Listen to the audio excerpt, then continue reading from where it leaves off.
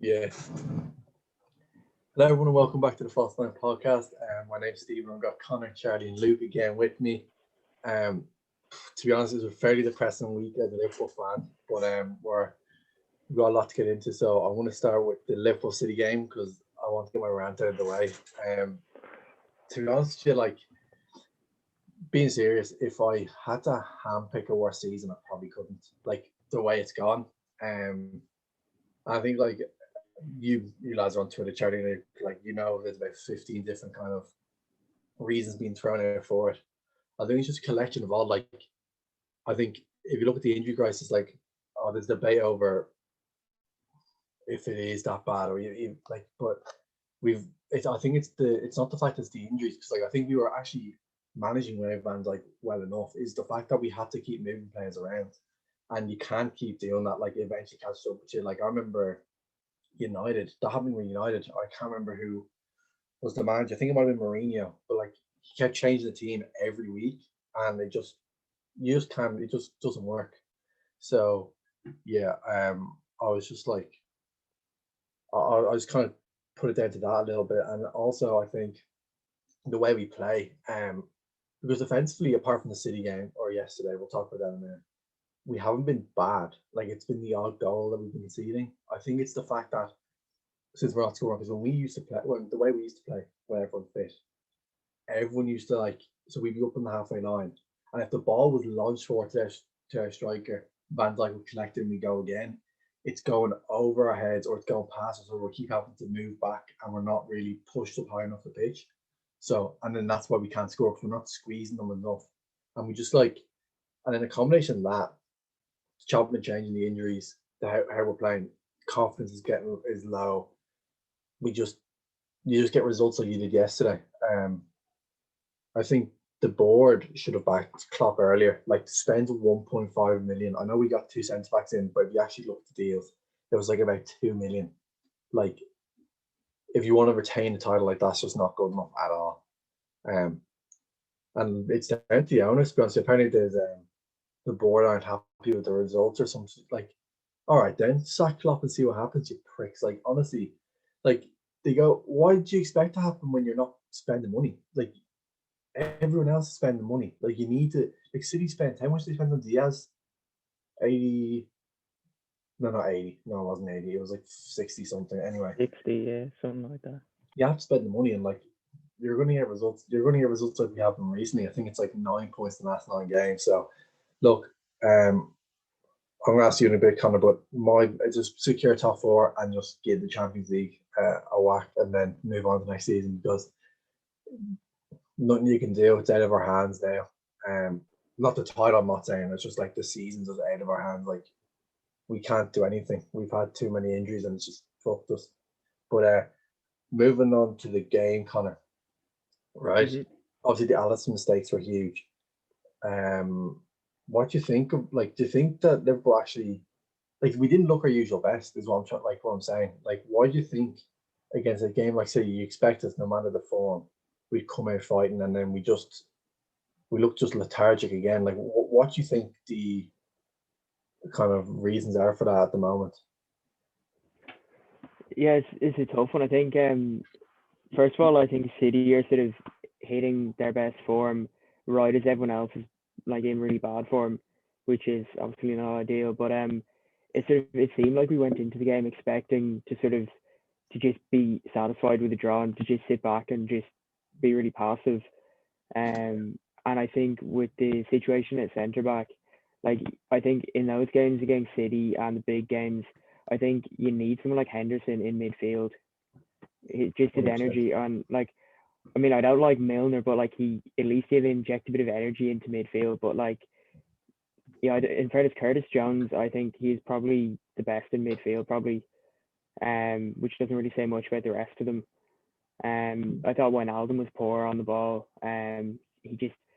Wijnaldum is sort of known for being able to get forward with the ball and being quick and energetic, but he's always looking back to pass it back to the centre backs or out wide backwards to the full backs. It looked like we weren't looking like we were going to create anything. We were just trying to contain them. but like we were well in the game if you think about it. When Salah scored that penalty, and like that was a great finish. Gundogan, he should have obviously scored a penalty, like a spot kick from 12 yards. Like he should be scoring that. But like we were well in the game, like on 60 minutes or whenever the penalty was again, 63rd minute. Yeah, I think so. Oh my God, it just annoys me thinking about it, man. Like the thing is, like when it was 1-1, like we were let back into the game. Like surely you just go at it then. Like surely I was expecting us to go at them, and then we took off Jones, who I thought was playing well. We brought on Shaqiri, which is just stupid in the game against City. The game's too quick from. Don't even get me started on Shaqiri. He pissed me off the last day. I'm not even going to speak about him today. I don't know, man. Like it was just you used the word passive, like that's just so true. Like it was almost like we were kind of like, oh, it's like we were. It's just going through the motions, isn't it? It just yeah. It's just like it's as if they're watching the game. Do you know what I mean? It's like they're watching wait for something to happen. I thought the front three were so poor. Like the move. When we see the thing is the counterattacks, when Liverpool used to counterattack, as soon as someone broke, it like there was no kind of hesitation. It was just straight go. But then Jones a couple of times had to turn back because Mane and Salah were just standing there. Firmino was nowhere to be seen. Do you know what I noticed about Mane? Like Robertson, I will say, like he gave away the ball like a lot. Yeah. But Robertson was making so many runs forward, like overlapping with Mane, and Mane would just try to do like a ball roll or something and just not look good. Mane's been shit. Mane's been the worst. He needs to give that, like in that sort of a game, like you need to get someone like Robertson in to just drill a low cross into the box. Like anything could happen. It could hit off anyone.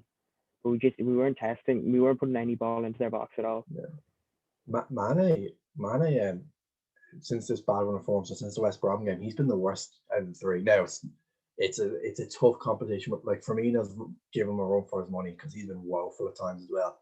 But Mane's been horrible. Like his stats aren't even that good this season either. Me and Charlie were talking about it, actually. Like he has been woeful. He gives the ball away so often. Like it's actually a joke. Like, he trips over the ball. He tries to make a stupid pass. He takes a heavy touch, and he's been woeful. And then, of course, see the thing is, like, right, next time is Liverpool game, okay, right, and you're on Twitter or whatever. Watch who the first names are that get slandered, even if we're not losing, right? It's Firmino, then it's Wijnaldum, then it's Trent. Trent was getting slandered, when he was the best player, our best player, 100%. Apart from that goal of a prick, but anyway, like it's always a select few, and it's never Salah or Mane's fault, who are literally the ones meant to be providing the goals for us and trying to make something happen. Honestly, if I was in the summer, right, we need a huge refresh. Actually, not a huge refresh. We just need to get players back, and we need a better depth. But I get rid of Mane and I get MBAPPE if it's possible, right? Because Real Madrid can't get him. I don't think it is. I think he's going to sign a new contract with PSG with Neymar, right? I think he's going to sign a new contract with PSG. But if it is possible, I get rid of Mane. I'm not even joking. Why are you laughing? Like it's not even. That's not even. He wants to come to Liverpool. I'm telling you. But when the Champions League and he come to Liverpool, but nah, I think the depth's a problem. And the depth's kind of getting. It's kind of getting. If you look at his last couple of seasons, like we didn't get injuries, to be fair. So we were able to field the same team, and then it's all just broken down. So, but Charlie and Luke, Charlie first, moving on to City. It's done, isn't it? It's wrapped up. It's all done. What do you think? Yeah, I'm not really sure how they're doing it either because they don't even have a striker on the pitch most of the time, and they seem to just score every game, keep it tight. They don't really concede. Obviously, you wouldn't have scored if it wasn't for a bad mistake by Diaz. I'm not sure what Diaz was playing at there, but you can. He wasn't even that good. Yeah, you can make allowances though because he's been great this season. I thought Stones had a great game. I think he played a lot better than Diaz that game. He carried it from the back multiple times. He looked really comfortable on the ball and he scored, but obviously it was offside, so that was unlucky. I think I talked about Gundogan last time. I think he's probably the best player in the league at the moment, if we're being honest. Like he's added goals to his game. He seems to be playing a bit further forward, and you couldn't. Your midfield didn't lay a glove on him, if we're being honest. I thought Thiago was largely anonymous because you didn't really dominate possession. I think Foden, obviously, he looks to be, he's probably world class already, if we're being honest. And Sterling, I'd like to mention, he absolutely violated Trent multiple times. I think Cancelo is what you think Trent is, because Cancelo was unbelievable again. I think he pocketed Mane. Mane was absolutely shocking. And yeah, disappointing that you couldn't get a result for the rest of the league, but you know, you handed City the title, so yeah. Look, I think you're right. Honestly, I can't disagree with anything you said. I think in fairness to Trent, like he actually was defending well in the first half, and then the fucking prick, like it was just so lazy. And I think what Trent needs to realize, I remember I saw tweets like Trent needs to realize he can't just like defend so kind of passively, and because Van Dijk's there, do you know what I mean? And like he has been suspect in the past and he's gone away with it, but he's been found there. But like going back to Foden, I don't even include him in the youngster, like the young, the kind of Saka Greenwood debate, like or Martinelli, whatever. I don't even include him. That he is literally a joke. Like he's a joke. Like he could start for England. Like why not? Like he's better. Obviously, I think Grealish will start probably, but like on form, he should probably start for England. Like he is actually a joke. I mean, what age is he? Like 21 or whatever. No, he's only scary 20. stuff. 20. Yeah, scary stuff. And like he's literally under. Think Sorry, go on. He's 21 soon, but like I feel like he wasn't really getting a look in. Remember when Jesus and Aguero and like they had the full squad back, but like even he got put on, even if it was against a small team. Like I remember against Huddersfield a few seasons ago, and when he first broke in, and he just seemed to score and against the small teams, but they'd be big goals that could like win them the match or put them 2 goals clear and finish it off. Yeah, he played. He played in the Champions League a lot when they qualified. A season or two back. Or I don't think they had qualified. I think it was just an easy group, so he played a lot. But he's under the best manager. I mean, look. Oh no, I'm not going to say something. I don't want to sound salty, but like, if I had $1 billion to spend, I'd win the league. But anyway, it doesn't matter. We'll talk about Pep when he wins the Champions League without Messi. We'll talk about Pep. It's fine. So in fairness, fair play to him for turning around. He only had a squad worth $1 billion. But anyway, moving on to Manchester United and Everton. I can't believe I celebrated an Everton goal. I was just like, I remember I celebrated and I just stood there for a second. I was just like, gee, Stephen, how desperate are you? Like, fuck me. But I thought like United were. I think Everton probably started a little bit stronger. Were you like going 2-0 up? You kind of took control of the game, like up until half time when you were obviously 2-0 up. But Luke, what went wrong? Like I know obviously the Pogba injury probably had an impact, but like you were 2-0 up. I saw Charlie made to Rashford. But continue. Well, obviously, I think it's just typical United, to be honest. I mean, you're sitting there watching the game, we go 2-0 up, you're just like, oh, we're actually good. Like we can actually play football now. We're actually a proper team. And then 7 minutes into the second half in a game that I already thought was over, we're now drawing the game again. So that's I'm just sick and tired of these defensive errors, to be honest. I mean, people are going on about De Gea, like he'll be back, but like realistically, we've been saying this for the past 2 years. I think this season he has been better than last season, but like if you look at some of the goals that have gone in, I think a real world-class goalie would have saved the Neymar shot in the PSG game and a couple of other games this season that like prime De Gea definitely would have saved some shots that he's let in. You wouldn't classify them as mistakes, but still a world-class goalie would probably save them. So I actually think neither Henderson or De Gea is good enough at the moment, and we might actually need another goalkeeper. And then you move on to the centre-back pairing of Maguire and Lindelof, who are just, they're not good enough like as a pairing. So I don't know why we continuously play them. And then also we concede the 2 goals and then we get ahead again. You're just like, surely we win that. And then you've got Maguire playing people 5 yards onside, and also Rashford. I don't know what he's doing in front of goal. You don't get any extra points for beating the entire defence before you score. Just shoot. Like, he's in on goal and he's just like, nah, check back, nah, try and go around him. Like, it's ridiculous. Like, it's like he's trying to get he's like a compilation player. Like, if it goes in, you're thinking, oh, what a goal. But like, it would be a lot more impressive to me if he just stuck the ball in the net first time instead of trying to beat the entire team. It's so infuriating. Like, and also people are on about tweet. Yeah, but people are on about him being more effective off the left because he can come in and shoot. But he doesn't shoot. He just comes in off the right, feints to shoot, runs into one, runs into two. I would say he came inside. I think it was, I can't remember who was a right back for Everton. Might have been Holgate. He came inside him and he was 1-on-1 with Michael Keane. And instead of just going in on his right foot and shooting, he decides to try and go down the line and Keane just tackles him. Like, it doesn't make much sense.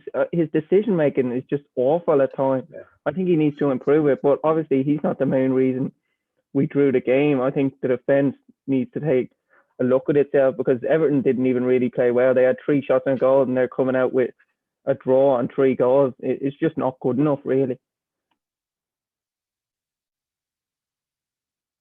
Yeah, I saw a tweet saying Rashford plays like he's playing Volta, the FIFA mode, and I was crying at it because it's so true. Because I was like, there's so many situations like, surely just shoot, man. Like, just like, he probably have more goals. Like, his stats are really good. Like, in the last couple of seasons, if you check his stats have been really good recently.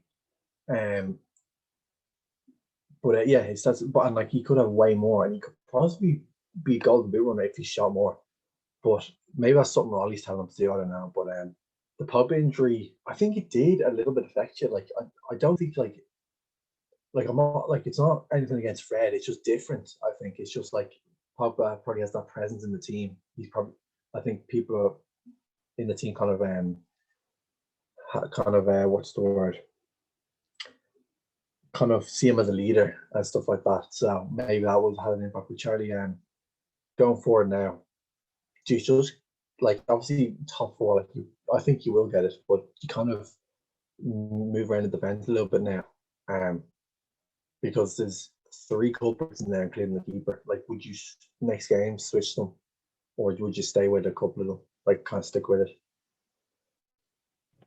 Well, I mean, I would change it, but Ollie clearly doesn't want to change it. He just keeps playing the same back line over and over, and it keeps costing us goals. So, I mean, if you're going to be that stubborn about it, he thinks it's his best defense, but it's not. I know Boy wasn't available, so I can't really blame him. Like, Tunzabe hasn't been good when he's played, so I'm not sure there was much he could have done last game. But I think Boy should be our main centre back. I'm not sure why Lindelof plays. Also, he's nursing a back injury, so why doesn't he just go and get the operation he needs, or whatever the fuck is wrong with him? I don't really care. When he plays, he's not good enough either way. So I think Maguire and De Gea were shameful for that last goal. Both of them have held the captaincy, and they bottle it. But if you're dropping back in as Maguire as a centre back, what's going through your head is, fuck, I don't want to be the one who loses my man. Let me just drop back in. And he's ended up costing us a goal, and it's just not good enough. I think people are turning on Fred now, but it's not Fred's fault he's not as good as Pogba. Like, Fred comes in and he does his job. He does what he's capable of doing. It's not a scapegoat. Fred can't do anything that he's not as good as Pogba. I don't think there's 5 players in the world who play midfield that are as good as Pogba. Like, you can't just come in and expect Fred to do Pogba's job. Fred did the job he was asked to do. I don't think he was at fault for any of the goals. People say he should have picked up James. Not sure how he was supposed to get there, to be honest. I think he was covering Shaw like he was supposed to.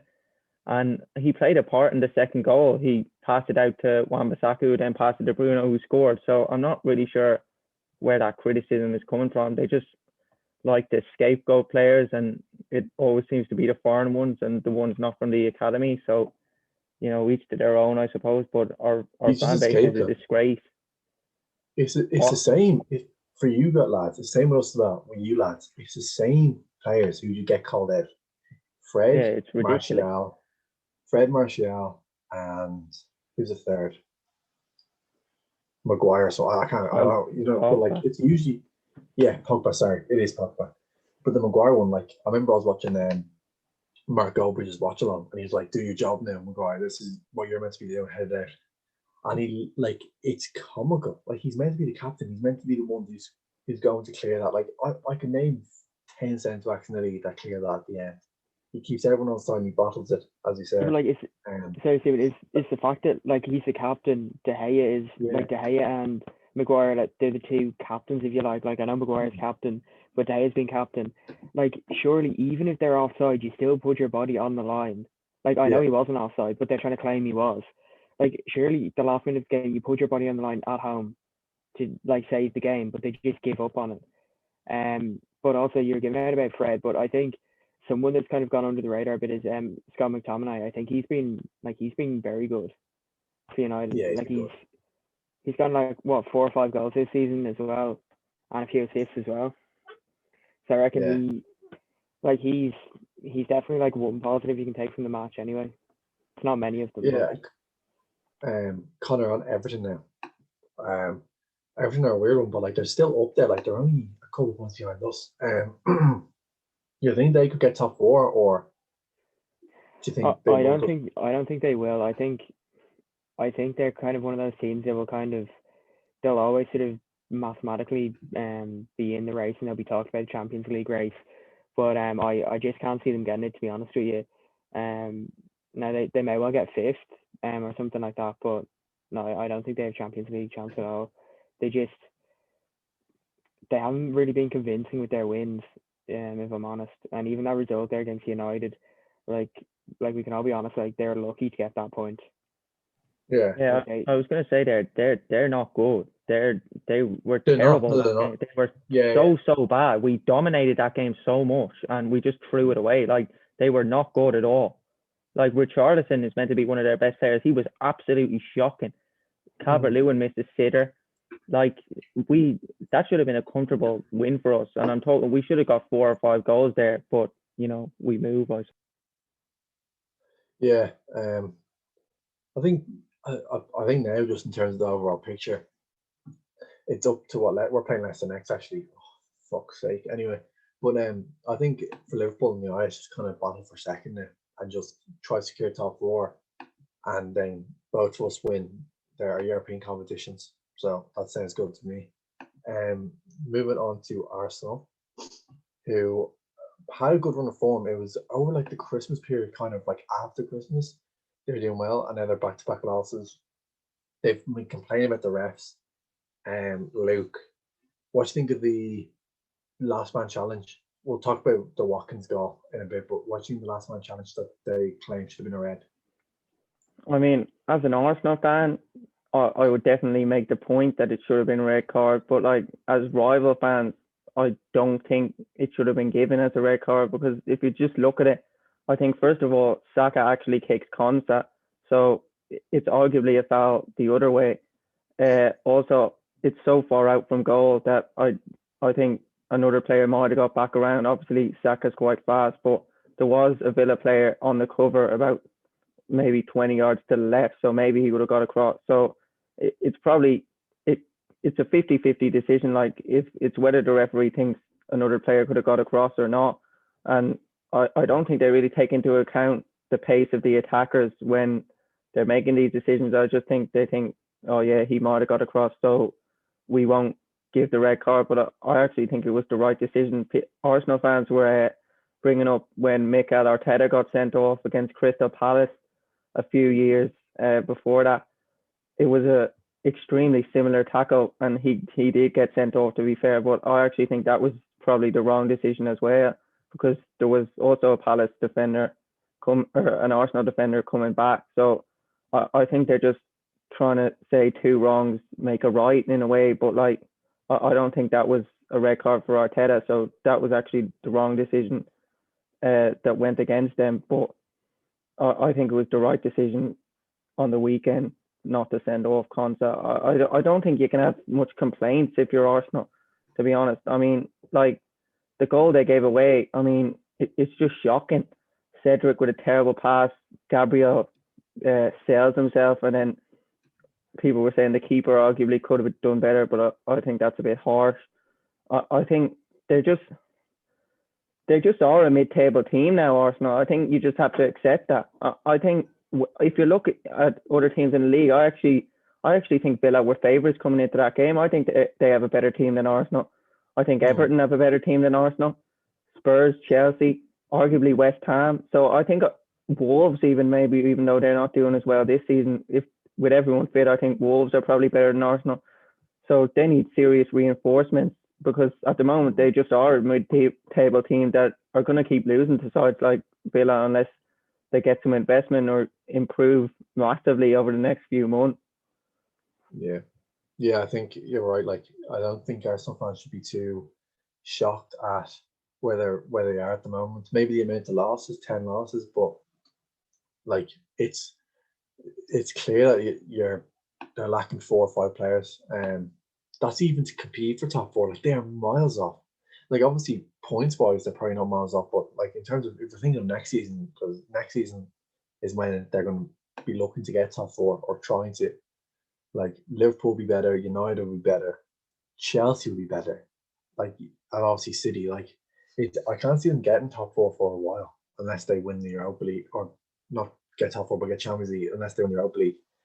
But on the goal, Connor, I don't know if you saw it or not, but like 2 minutes in, it's just so Arsenal. I switched on the match. Literally, I was like a minute late watching it, and I literally turned it on, and Watkins scored straight away. Like, I mean, first of all, like the Arsenal defense, like, you're all over the place. Like, surely the first few minutes of the game, for the first 15 minutes or so, you just try and be safe at the back, just not concede. That the worst thing you can do is concede, and they're just all over the place. It's Traore, I think, wasn't it, that squared it back to him? Yeah, it was. Yeah. And like, I mean, I know it was a lucky deflection off the legs, took it past the keeper, but like, even still, like, why are you giving him like sort of almost a free shot in the box that early on in the game? Yeah, I mean, and then like, to go, like, if you go goal down like 2 minutes in, like, you'd expect a reaction from them, but there's literally, like, there was nothing at all, was there? I mean, I remember watching it, and I think Villa, I think they had 8 shots on target in the whole game, and Arsenal had 3, and Arsenal were behind for the majority of them. So surely you'd think they test them more, but they just didn't.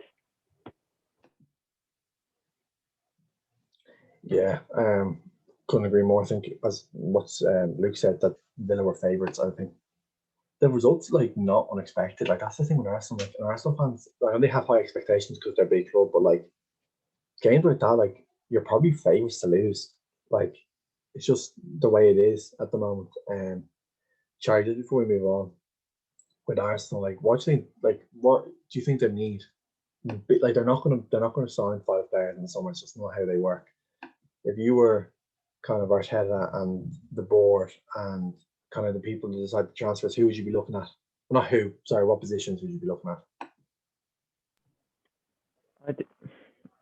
They need so many that it's difficult to pinpoint one, but they still need a number 10 because they don't have Odegaard permanently, and Smith Rowe, he hasn't been great the last 2 or 3 games, which is expected considering his age.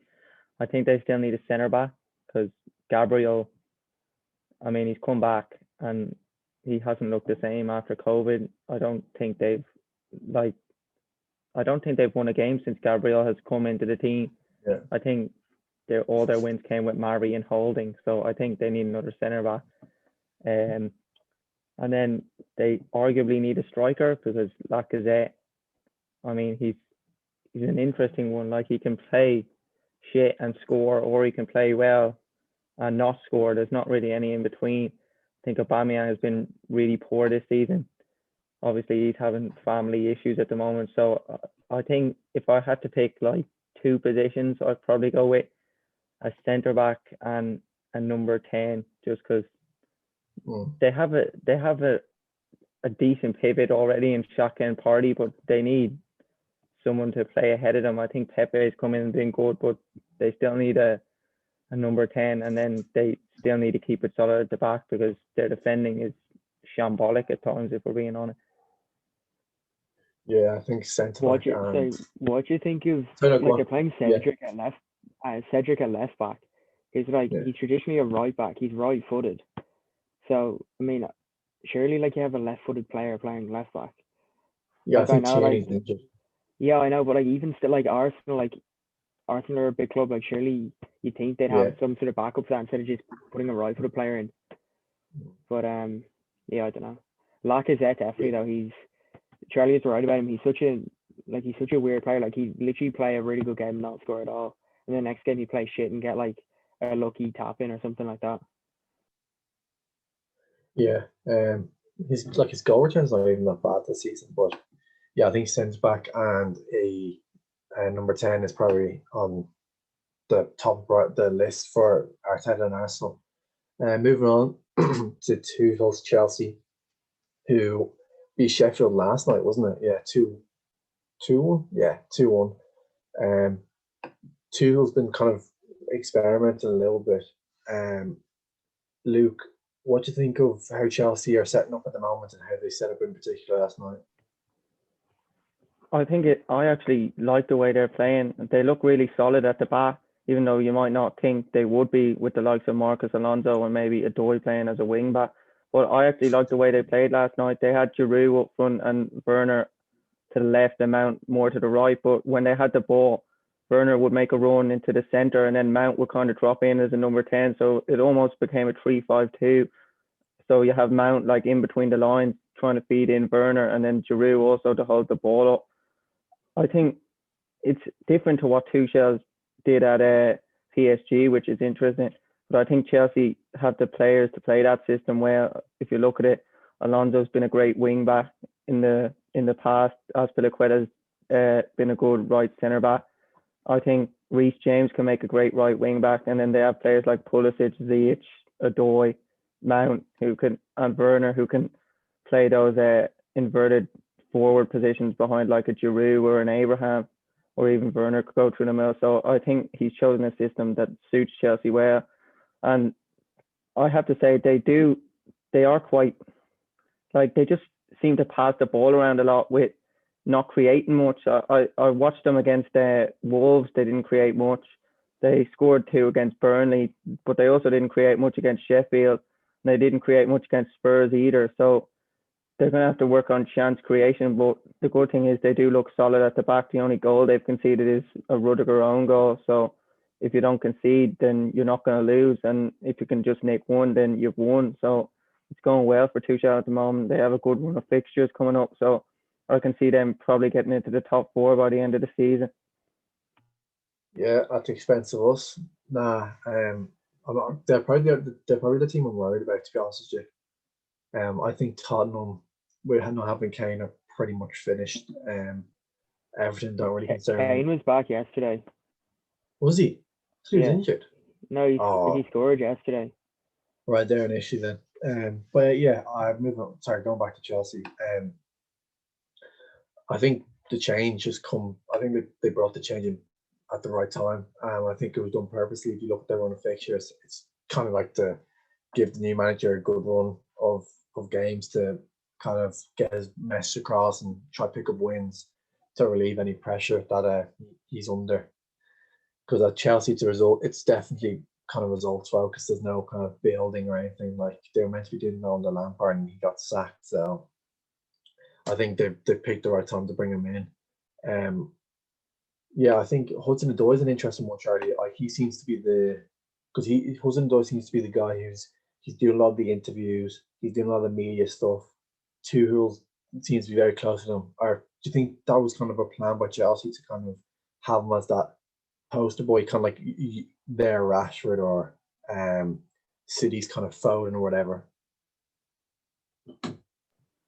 Yeah, I think he seems to be one of Tuchel's favourites. He didn't start yesterday, but he came on like in the 60th minute or so. So that shows like Tuchel was concerned about the way the game was going and decided to get Hudson-Odoi on. I think he's been really good no matter where Tuchel has played him. Right wing back, he caused Robbie Brady so many problems when they played Burnley. I think there was a quote from Brady. He said, I know where he is, I just can't fucking stop him. So that shows what the quality Hudson-Odoi has. And then he played further forward Chelsea's last game and was pretty effective there as well. I think I've been saying this for a while. I think Hudson-Odoi is a very good player. Like he's probably, I would compare him with Sancho. Like I know Sancho has a lot better numbers, but Bundesliga attacks, if we're being honest, like Werner had good numbers in the Bundesliga, and you see, to be fair, Werner played well yesterday as well. He won a penalty and got an assist, but I think Hudson-Odoi, he wasn't being treated fairly by Lampard. Like no matter what Pulisic would play, I'm not sure why, because Pulisic has been he hasn't been good this season, if we're being honest.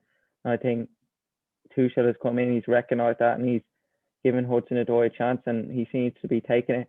And also, I'd like to point out Chelsea's midfielder, Jorginho and Kovacic. I think that's a very good midfield. I think it's well balanced.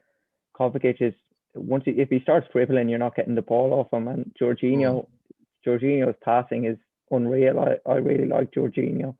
I think he's got 2 match-winning penalties as well. So it might be tough for Kante to get back in at this rate, because I think Kovacic and Jorginho, they're good for like setting the tempo, keeping the ball, and it's effective because Chelsea are much more solid. They're keeping the ball better, and I think Kante might struggle to get in. I see Kante leaving, to be honest with you, at some point. He hasn't really been, ever since kind of Conte, he hasn't really been in favour with any of the managers that have come in. So I definitely see him leaving at some point, maybe this summer.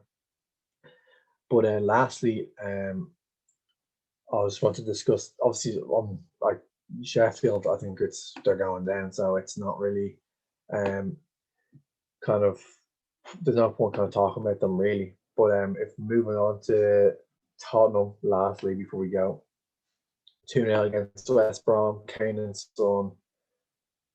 Just standard, isn't it, Connor? Like it seems to be, so many of their wins seems to be just Kane and Son. That's it. And like the question I want to ask is like, can Kane and Son alone be enough to get them top 4, or do you think that they'll fall short? Yeah, it's tough to call. Like, I mean, I think Kane and Son, like alone, like they could definitely get top 4 by themselves. Like if you think about their season so far, I don't know how many. Like I don't have the exact figure for how many goals Kane and Son have combined for, but like it's the numbers have been, they're probably the best 2 in the league probably this season, and even that's even including Kane being out injured as well. I think Højbjerg's doing really well in midfield. We've mentioned this before. He got another assist yesterday, and he's looking good. But I think overall, Tottenham are they're a bit like Arsenal. Like they just seem a bit spineless, to be honest with you, at times. Against the smaller teams, and they do struggle. Like we saw them, they lost against Brighton, wasn't it, at home, or sorry, away even, I think a couple of weeks ago, and then they obviously lost to Chelsea last week. So I don't know. Mourinho, I think he's getting fed up with Bale, isn't he? He's been asked a few questions about him and kind of given sort of, like, he hasn't really answered them properly. Like I think there might have been a falling out with them. To be honest with you, Bale just doesn't seem arsed, does he? Like honestly, he does not seem arsed. And like, I know he probably wasn't treated the best in Spain, but he didn't really make an effort over there, in my opinion. Yeah, everyone sort of blames Zidane for that over there. Like it's also Zidane's fault. I know obviously that's kind of from the sort of UK and Irish media, which should obviously favour Bale because he's sort of like Welsh, obviously. But I mean, we've seen him try to respond to Tottenham, and like you think he'd try and get his career back on track. He doesn't seem arsed, honestly. No, he doesn't seem bothered at all. Yeah, like it's a pity because like he's absolutely, like, he was unbelievable on his day, like, but he just seems happy just to kind of like finish a football. Like in fairness, he's won 4 Champions Leagues. Like I think he seems pretty content with that, which is weird. But Luke, we talked about kind of Kane and Son getting Tottenham top 4, but you think Mourinho's tactics, like I'm a fan of Mourinho, always have been, but I think his tactics could like prevent Tottenham getting top 4, because they never seem, obviously yesterday did, but they never seem to get that second goal to count the game, and it's kind of cost them. So do you think like he needs to adapt a little bit if they want to climb up the table? I think you can excuse him for maybe sitting back against the bigger teams because he thinks they're stronger. But if you're 1-0 up, say, against like a bottom half team, then I don't think at any stage you should be sitting behind the ball. I think you should just go and kill the game and finish it. Like yesterday, 2-0 against West Brom. They scored again, and then West Brom don't have any hope because it's 2-0. They're not scoring two. Even they know that they're not going to get two, so they don't really get put under any pressure. But when there's a 1-goal deficit, I just feel like the opposition are just like, come on, we'll throw a few men forward here, and they usually score because Spurs' defense. I think if you look at Mourinho's defenses of the past with Terry and Ramos and like Ashley Cole and all, like Tottenham's defense is just nowhere near it. I think they need 4 new defenders, to be honest. Yeah. They need 2 centre backs. They need a right back. And Reguilon's been good, but he looks like he might be going back to Madrid because they're having problems at the moment. So they definitely need if they want to play that way, they have to have a good defense, and they just don't. So I don't see why they don't just go and say, right, we'll just outscore you then because we are better than you. So I think he's kind of asking for the other team just to go up and nick a draw or maybe even get a win because he's just sitting behind the ball a bit too much.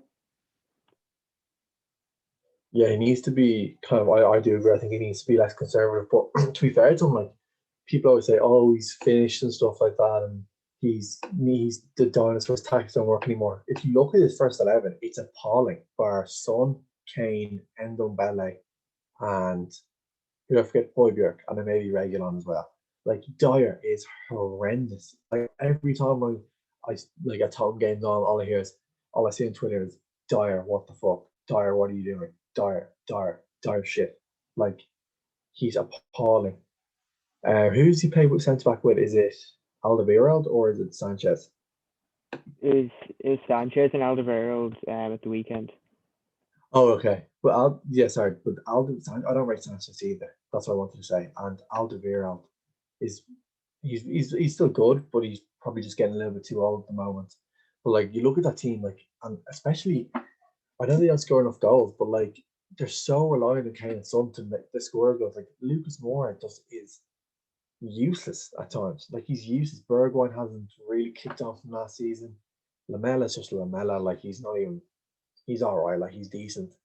And then Ali, Dele Ali, he's not been in favour. I found it a bit stupid how Mourinho mentioned Ali in the post-match interview. He was like, "Oh, we didn't have Dele Ali or something."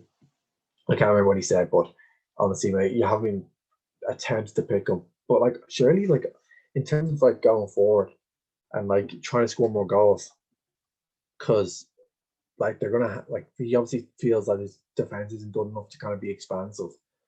Like surely a player like Dele Alli to create more with Kane, like because they're so reliant on Kane and Son. Because the match that we played them in like a week or two ago, like once you take Kane out of the game, they're just useless. Like they're really poor. Like they don't offer anything, and you're able just to go at them. So like I do sympathise with him, but I think he does need to kind of adapt a little bit. Definitely, I think he needs to kind of think a few like from next season going forward. He wants to stay in the job. He needs to adapt. Just before we go, obviously, I think we were all kind of decided City are going to be champions. I just wanted to know who do you think is top four? So Luke, top four. Obviously, City first. Do it in order. City, United, Liverpool, Chelsea. Okay. Charlie.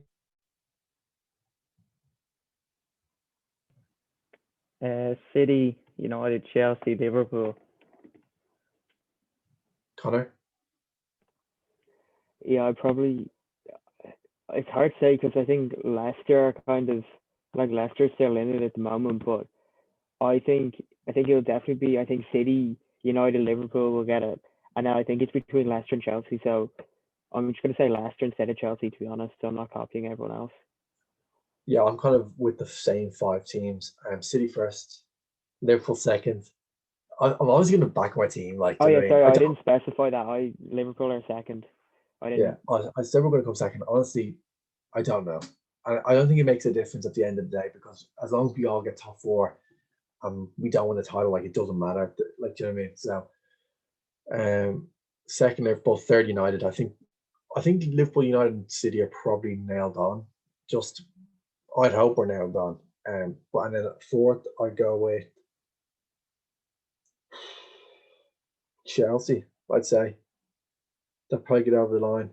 I think Leicester might fade away again. To be honest with you, like Rodgers is a bit of a bottler. Like so, yeah. I think it's between those 5 teams, in my opinion.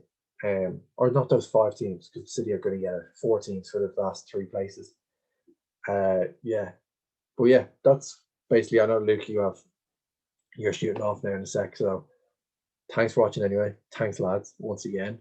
Hopefully next week I'll be celebrating a Liverpool win instead of being depressed. But thanks a million, and also subscribe. We're past it. How many subscribers are on? We need to get to 200. Road to 200 before 121. Road 200 before the end of February. It's a risky one, but we're gonna go. 150. Yeah, 150. Yeah, 150.